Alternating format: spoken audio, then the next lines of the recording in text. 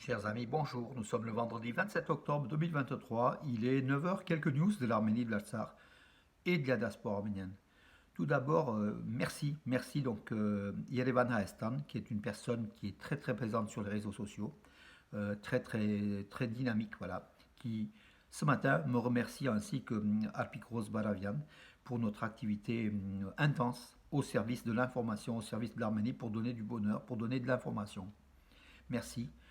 Mais il est vrai que cela fait déjà plus de 3 ans depuis la guerre de 44 jours en Artsakh où on a des nuits très courtes, très courtes. On se lève, enfin moi personnellement, je me lève plusieurs fois la nuit pour suivre les informations et vous donner donc des informations au cas où, toujours sur le qui-vive, bien sûr, par rapport à notre pays, par rapport à l'Artsakh, par rapport à tout ce qui se passe autour de l'Arménie. Voilà, cela fait aussi des nuits, donc des nuits courtes et de la fatigue hein, accumulée. Donc ça se voit. Certains me font la remarque. Repose-toi un petit peu, Cricor. Mais bon, c'est vrai que aujourd'hui, c'est dans notre ADN.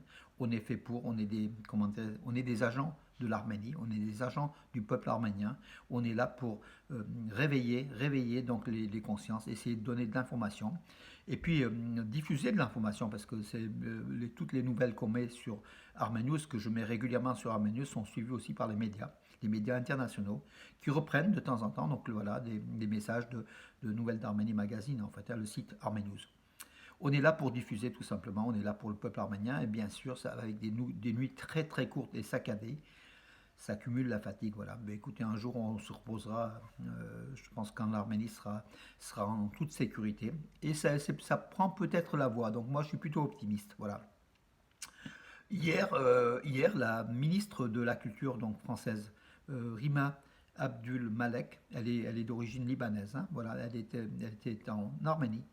Elle s'est rendue au mémorial du génocide arménien.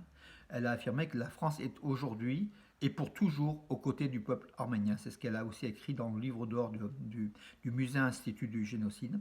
Elle était avec une délégation française, hein, donc aussi, dont l'ancien maire de Lyon, Georges Kepenigian, que je salue. Donc voilà.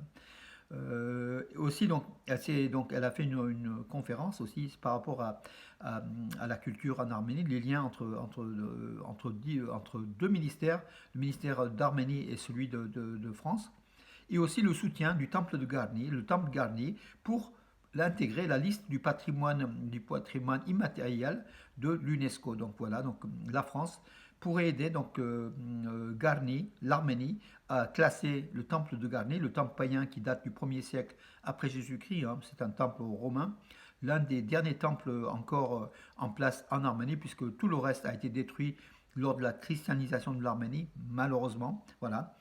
Ce temple qui se trouve à une trentaine de kilomètres d'Erevan, qui est de toute beauté sur une colline, sur une montagne, qui va être classé. Donc l'Arménie demandera son classement à l'UNESCO, donc ça attirera encore plus les touristes. D'ailleurs, c'est un des lieux touristiques les plus connus donc d'Arménie, hein, le temple de Garni.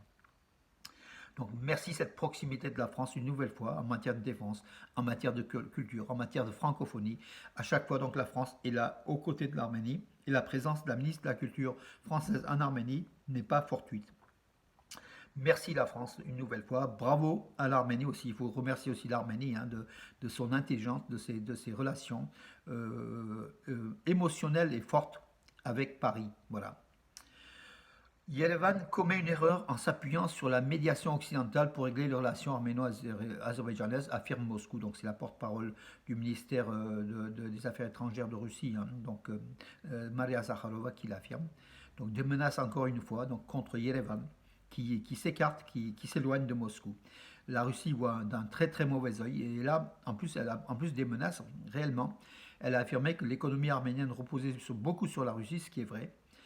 En quelque sorte, la Russie pourrait sanctionner même économiquement l'Arménie au cas où l'Arménie se décide à s'arrimer encore davantage à l'Occident.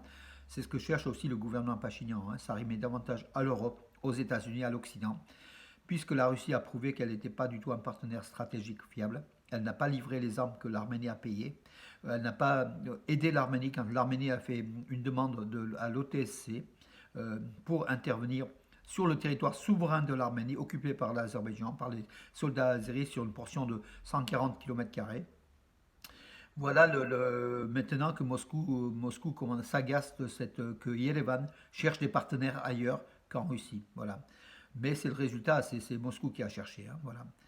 Alors, avec quel pays l'Arménie travaille dans le domaine de la coopération militaire? Donc, une étude a été réalisée, donc c'est bien sûr l'Inde, la France, euh, l'Iran, et puis nombre de pays hein, aussi, même les États-Unis, hein, l'Europe et les États-Unis, donc voilà, qui sont de plus en plus présents dans justement, dans le rapprochement militaire de l'Arménie, une nouvelle fois par la déficience de la Russie, hein, voilà.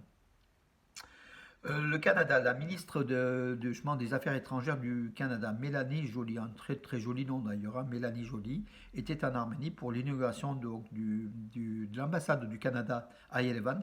Le Canada qui a ouvert une très très belle ambassade à Yerevan pour forger, pour fixer ces relations fortes entre le Canada et l'Arménie, depuis toujours hein, d'ailleurs. Le Canada, elle a affirmé qu'elle va déléguer, donc le Canada va déléguer 2 observateurs aux forces d'observation de l'Union européenne en Arménie, qui sont au nombre de un peu plus de 100, voilà, donc 2 Canadiens. Nous, on pensait qu'il y aurait quelques dizaines, mais enfin 2, c'est plus que symbolique, c'est quand même la présence de 2 Canadiennes.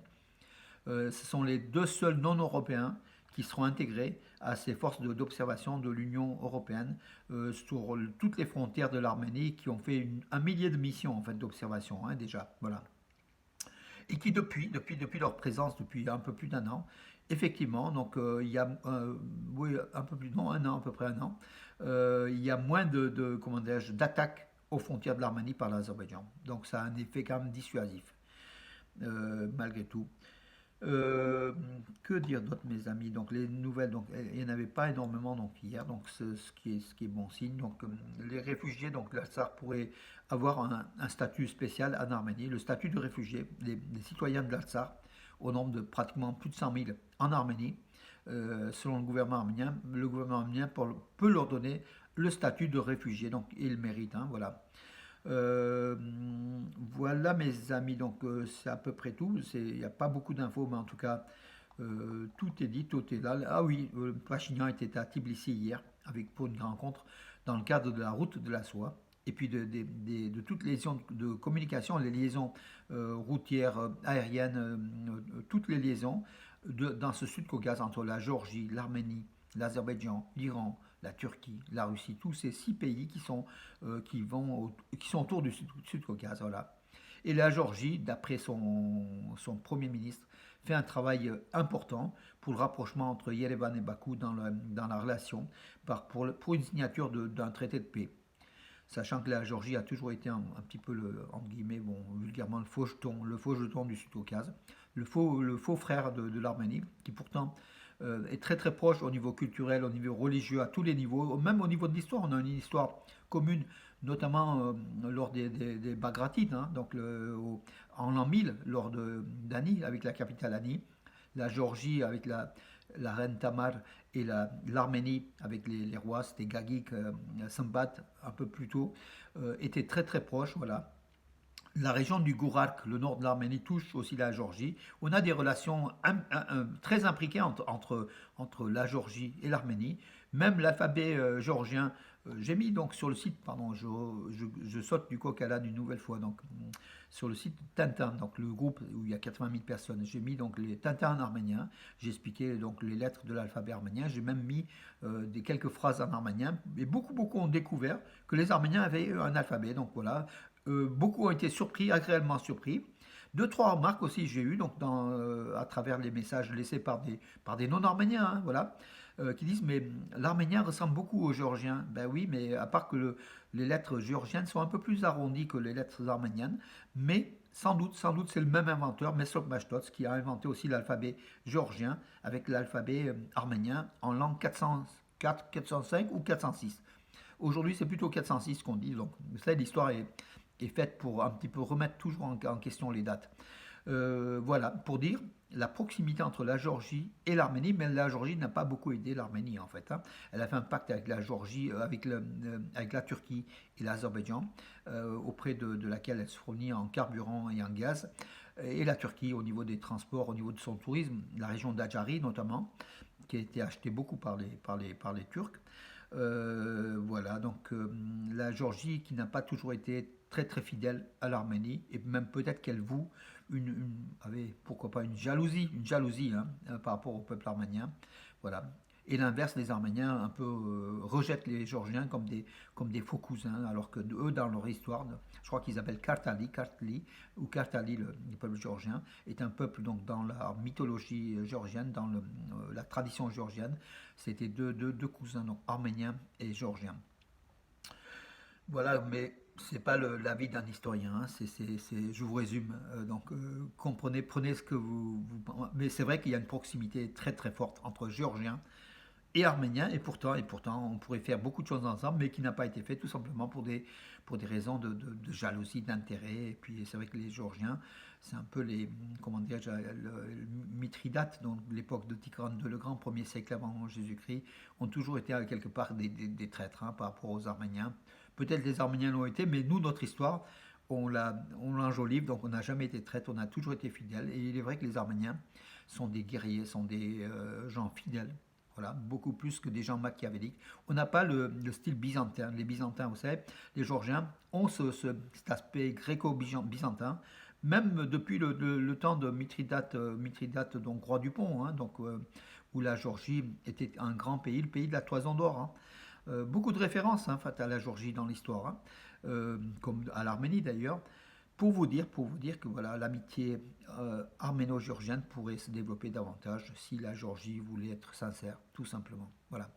Mais avec la nouvelle présidente, hein, donc Salomé, bon, le nom je l'ai oublié, mais c'est compliqué, qui était proche des Arméniens.